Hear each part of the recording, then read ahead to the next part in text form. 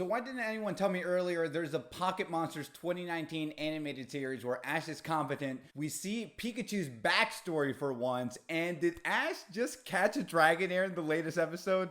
Yeah, we're going to be talking about this.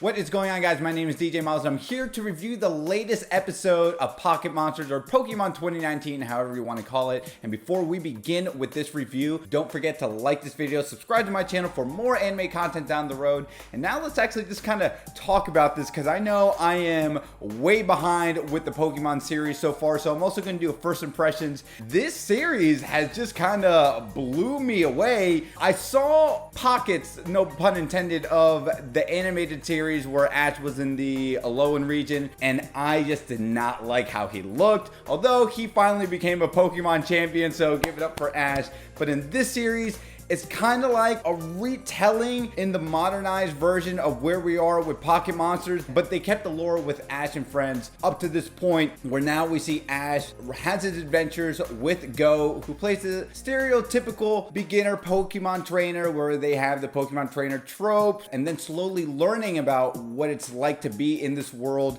and how to catch a Pokemon for the first time and how to have ambitious dreams about catching Mew, and then even learning the ropes of what it's like to be a trainer for the first time. I think the thing that got me right away was seeing Pikachu's backstory, where he hung out with a bunch of Kangaskhangs as a Pichu, slowly finding a place to belong, because it was heartbreaking to see him bid farewell to all those Kangaskhangs who took care of him. He knew once he evolved into Pikachu that, hey, this isn't my group of people. Hey, I don't necessarily belong here, but I'm gonna treasure those moments. And I really hope they actually give us some due dividends where we see that circle kind of complete before the end of the 23 episodes is up with this show. So I do hope we get to see Pikachu reunited with those Kangaskhangs again. And then seeing that moment leading up to him and Ash meeting up for the first time was great. So now let's fast forward to where we are today, because I've heard many of the complaints in the past is that Ash is very incompetent. And I actually like, although they have to give Ash little cheesy moments where, you know, he has to be the gag of the joke here and there, but they make Ash really competent in this show, and he knows what he's doing. And I do like this student-teacher relationship that he's giving Go. A good example being where Ash in episode 7, where he is just whooping ass in that Hoenn region left and right to get those flutes. And can anyone tell me what those flutes do? Me, myself, I played the original OG series, and then I jumped all the way to X and Y. And then I played the latest Sword and Shield game, so I have missed a lot of Pokemon games. So if anyone can tell me what those flutes do, that would be fantastic. But we see how Ash does such a great job knowing what he has to do, and he has battle experience.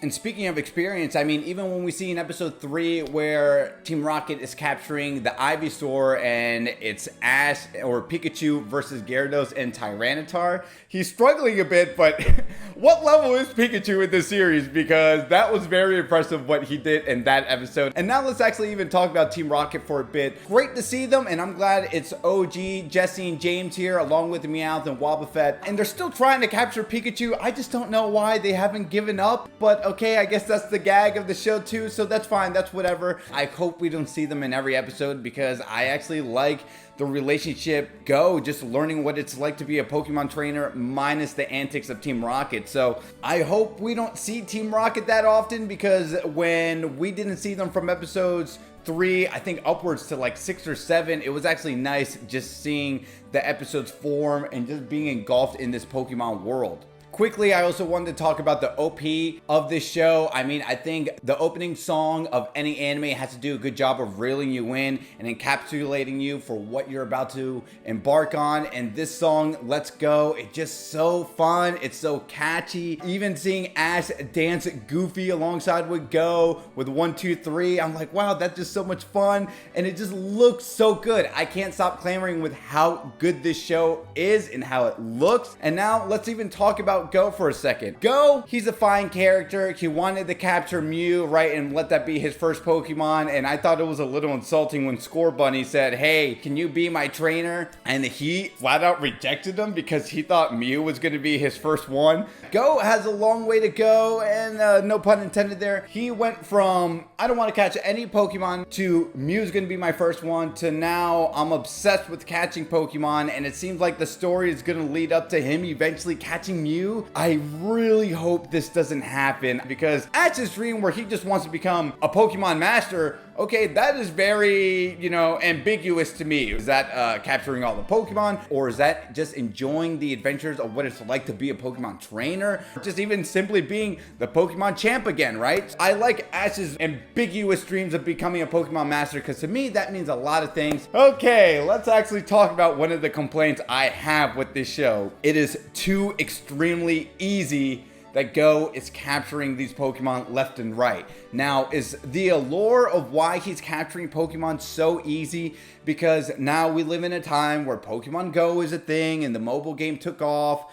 And, you know, we had the Let's Go Pikachu and the Let's Go Eevee game where you didn't do any battling, right? And you just legit threw a ball and you captured the Pokemon. And is that why they're trying to make it like that? Because that's the world that we live in with Pokemon today? I think it's really cool when they actually even do those animations of like excellent or great job, right? Because Go is throwing it a certain way. But I actually want him to see him work for it, especially because he has Scorbunny, who is so energetic and is so ready to accomplish Go's dream of eventually capturing Mew down the road. That, hey, Go, I want some experience here. Let me battle for you so I can get some battle experience, and let me help you attain your dream of capturing all these Pokemon while I get some experience. It's a win-win. So hopefully we see Go actually use Scorbunny for once to capture these Pokemon. And let's actually now just talk about episode 10, because he wastes all those Pokeballs to capture a Dewgong, and I love Dewgong trying to get that romance with baby girl Dewgong. It didn't happen. Dewgong, don't worry. It's not going to be the first time your heart's going to be broken. There are many of other Dewgong in the sea. I promise you that. But because Go wastes all the Pokeballs, but now, where many of us may have had complaints about Go capturing Pokemon and it was too easy for him, Ash out of nowhere, because he's just genuinely doing the best or doing his best just to be a genuine person, helps Dragonair learn how to fly. Eventually that Dragonair becomes a Dragonite. And then what happens? Now Ash's first Pokemon that he captures in this series is Dragonite. Oh my god, finally. I cannot wait to see that party of Mr. Mime, Charizard, Dragonite, Pikachu, and then whoever he wants, eventually leading to a Pokemon tournament again. I hope that's where it goes with him, because now he is doing such a great job. And before people laugh at Mr. Mime, did you guys see that Mr. Mime episode? Wow, he legit slapped the competition. I thought that was so great that Mr. Mime got a chance to shine. In any case, Ash captures a Dragonite, and that got me so excited. I can't wait to see where this series goes from here. Even the closing credits where we have the Pokemon rap, this closing credits and the series as a whole just looks so bright. It looks so colorful.